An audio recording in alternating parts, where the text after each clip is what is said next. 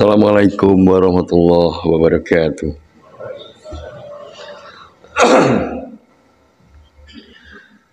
Innal hamdalillah nahmaduhu wa nasta'inuhu wa nastaghfiruhu wa na'udzu billahi min syururi anfusina wa min sayyiati a'malina may yahdihillahu fala mudilla lahu wa may yudlilhu fala hadiya lahu.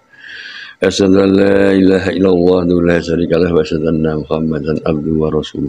Allahumma shalli wa sallim wa barik ala Muhammad wa ala alihi wa sahbihi wa mawala amma ba'du.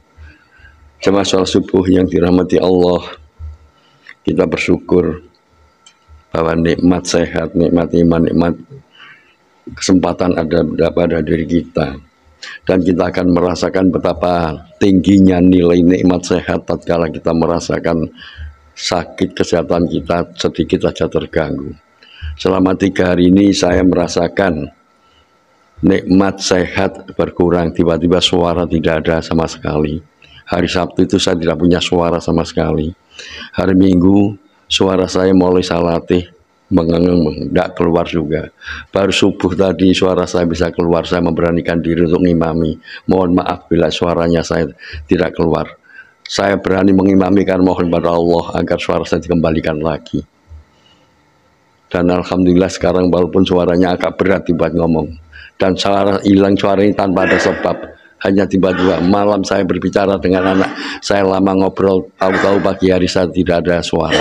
Itulah nikmat sehat. Itu mengingatkan kita, tatkala kita punya kenikmatan sehat, itu kita manfaatkan untuk hal-hal yang positif, sehingga kita tidak ada penyesalan tatkala nikmat sehat itu diambil, kita sudah memanfaatkan dengan baik. Jadi kecuali kalau kita sudah memanfaatkan dengan baik, diambil ya Allah, mungkin itu saatnya. Kalau kita masih belum bisa melaksanakan dengan nikmat sehat itu, maka kita akan merasa rugi. Inilah sedikit, selama 2 hari tidak bisa berbicara itu aja suaranya ngeses, kalau berbicaranya suara angin itu terasa berat. Makanya saya ketika sholat di sini cenderung untuk saya agak terlambat, kalau itu saya duduk di belakang atau di sebelah selatan sana supaya tidak disuruh ngimami. Itu memang sengaja karena saya juga nggak punya suara dan saya berusaha tidak bersuara.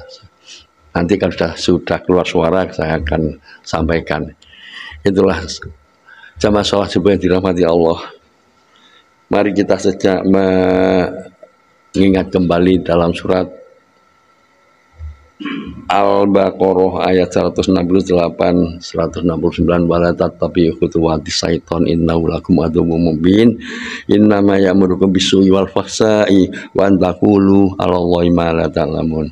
Kita sudah diingatkan oleh Allah, dan janganlah kamu mengikuti langkah-langkah setan, karena sesungguhnya setan itu adalah musuh yang nyata bagimu. Sesungguhnya setan itu hanya menyuruh kamu berbuat jahat dan keji, dan mengatakan terhadap Allah apa yang kamu tidak ketahui. Quran Al-Baqarah. Jadi kita memahami ayat ini, kemudian kita mencoba, ulama itu menyajikan pengetahuan pada kita agar kita terjauh dari setan. Bagaimana setan itu masuk ke dalam tubuh manusia, bagaimana setan itu menggoda manusia. Kita menyimak dari pendapat Ibnu Qayyim. Ibnu Qayyim mengatakan bahwa hendaknya menahan diri dari pandangan yang tak bisa terjaga, banyak bicara, banyak makan, dan banyak bergaul. Jadi 4 hal ini hendaknya kita ada batasan. Dari pandangan yang tak bisa terjaga, banyak bicara, banyak makan, dan banyak bergaul. Kemudian kalau kita lihat ya, misalnya kita banyak memandang. Kalau kita sering kita pandang sering hal-hal yang menarik, akan menggugah diri kita untuk ingin memiliki sesuatu. Akibat ingin memiliki sesuatu itu, kadang kita dengan cara yang salah kita lakukan. Misalnya kita jalan-jalan ke mall saja ya, kita ada sesuatu yang menarik, padahal uang kita kurang. Akhirnya bagaimana kita bisa ingin memiliki itu?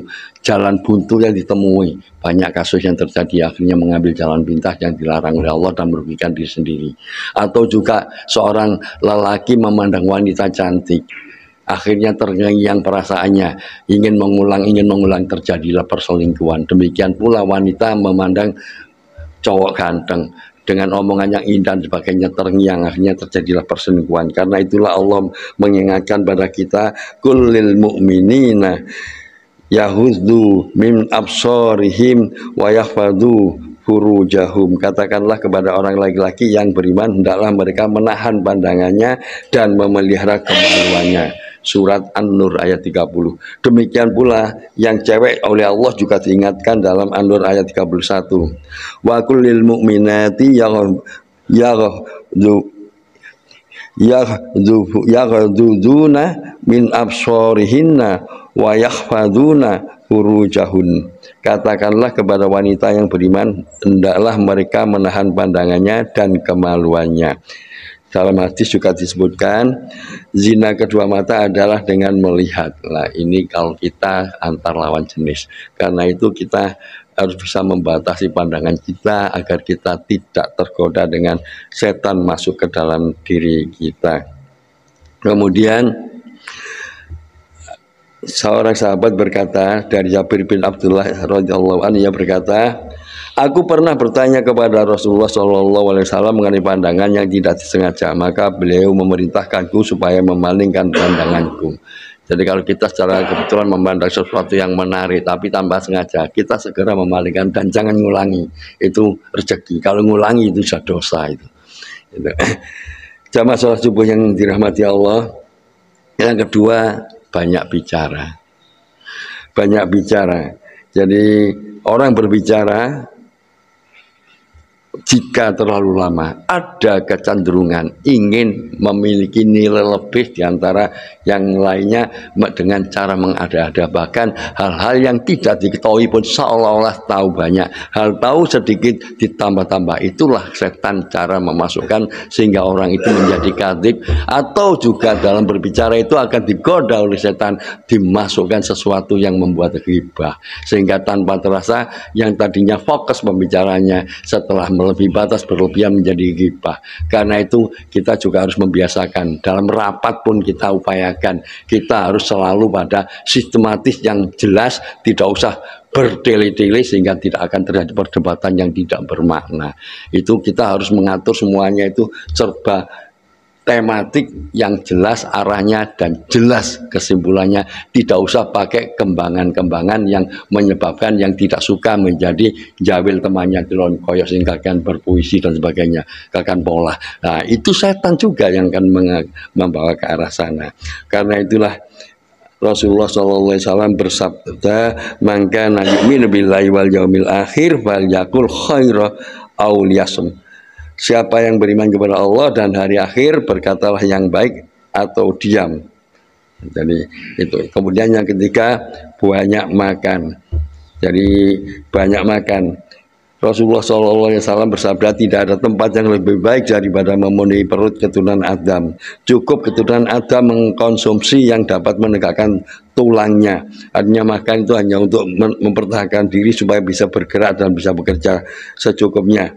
Kalau memang menjadi suatu keharusan untuk isi, maka sepertiga untuk makannya, sepertiga untuk minumannya, dan sepertiga untuk nafasnya. Hadis riwayat Ahmad dan Ibnu Majah. Kemudian yang keempat adalah banyak bergaul. Hadis riwayat Abu Hurairah, seseorang akan mencocoki kebiasaan teman karibnya, oleh karenanya perhatikanlah siapa yang akan menjadi teman karib kalian. Hadis riwayat Abu Daud, Tirmidzi dan Ahmad.